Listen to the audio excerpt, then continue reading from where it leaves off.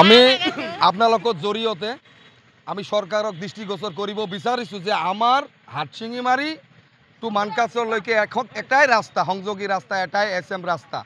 সেই রাস্তার বাবদ এই রাস্তা তো নহয়ে ধরক যিমানখিনি রাস্তা হব লাগে নহয় দিনক দিনে যি গতিবিধিভাৱে আমার যে অ্যাক্সিডেন্ট হয়ে আছে দুর্ঘটনা হয়ে আছে দুর্ঘটনাস্থলীত মানুষ মরি আছে কারোবা ভাই কারোবা মা কারোবা বাপ কিন্তু সেইটো আমার আজি সরকারে 3 কোটি টাকা স্যাংশন দিছে রিপেয়ারিংয়ের বাবদ কিন্তু রিপেয়ারিং আপোনালোকে চাওক যে রাস্তা ইফালে রিপেয়ারিং হেক নকৰালৈকে 3 মাহ মোৰ হোৱাই নাই এতিয়ালৈকে ৰাস্তা বৰষুণৰ পানীতে তিতি ৰাস্তাখন জলিক হৈ পৰি আছে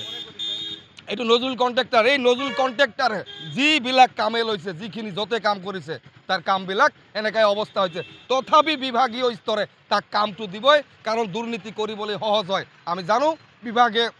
কন্ট্ৰাক্টৰেৰ লগত মিলিতভাৱে এই পৰিকল্পনা চলাইছে যে পইচাটো আত্মসাৎ কৰাৰ কাৰণে কিন্তু আমি নজৰুল কন্ট্ৰাক্টৰক ব্ল্যাকলিস্ট কৰিব লাগে যিমানখিনি কাম আছে তেখেতৰ দুৰ্নীতিৰে ভৰা আপোনালোকে চাওক তাতো আমাৰ ফেকামাৰীত SM ৰাস্তাৰ পৰা এটা গাঁৱলীয়া ৰাস্তাত চিচি ব্লক বহাইছে তাতো আপোনালোকে কিমান দুৰ্নীতি কৰিছে আপোনালোকে চাওক এইটো 3 কোটি প্ৰায় 3 কোটি টকা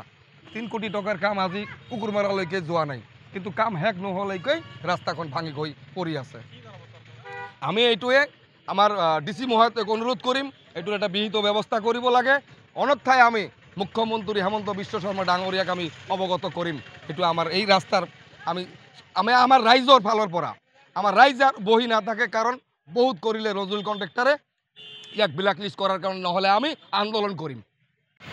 আমি আপোনালোকৰ জৰিয়তে আমি সৰকাৰক দৃষ্টিগোচৰ কৰিব বিচাৰিছো যে আমাৰ হাটশিঙিমাৰি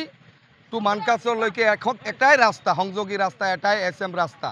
সেই রাস্তার বাবদ এই রাস্তা তো নহয়ে ধরক যিমানখিনি রাস্তা হব লাগে নহয়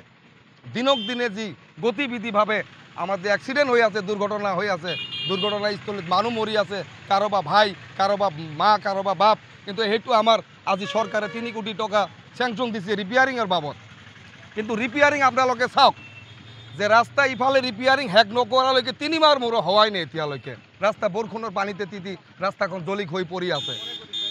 এইটো নজৰুল কন্ট্ৰাক্টৰ এই নজৰুল কন্ট্ৰাক্টৰ যিবিলাক কামে লৈছে যিখিনি যতে কাম কৰিছে তাৰ কামবিলাক এনেকাই অৱস্থা হৈছে তথাপি বিভাগীয় স্তৰে তাক কামটো দিবই কাৰণ দুৰ্নীতি কৰিবলৈ সহজ হয় আমি জানো বিভাগে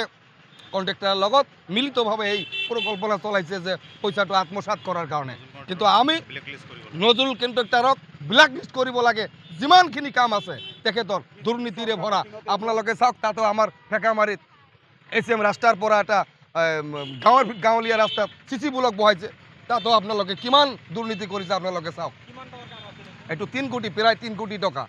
3 কোটি টকাৰ কাম আজি কুকুৰমাৰালৈকে যোৱা নাই কিন্তু কাম হেক নহলৈকে ৰাস্তাখন ভাঙি গৈ পৰি আছে আমি এইটোৱে আমাৰ DC মহোদয়ক অনুৰোধ কৰিম এইটোৰ এটা বিহিত ব্যৱস্থা কৰিব লাগে অন্যথায় আমি মুখ্যমন্ত্ৰী হেমন্ত বিশ্ব শৰ্মা ডাঙৰীয়াক আমি অৱগত কৰিম এইটো আমাৰ এই ৰাস্তাৰ আমি আমাৰ ৰাইজৰ ফালৰ পৰা আমাৰ ৰাইজাৰ বহি না থাকে কাৰণ বহুত কৰিলে নজৰুল কন্ট্ৰাক্টৰে ইয়াক ব্ল্যাকলিস্ট কৰাৰ কাৰণ নহলে আমি আন্দোলন কৰিম যিকোনো খবৰৰ বাবে যোগাযোগ কৰক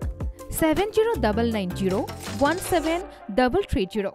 আৰু 7099017110 নম্বৰত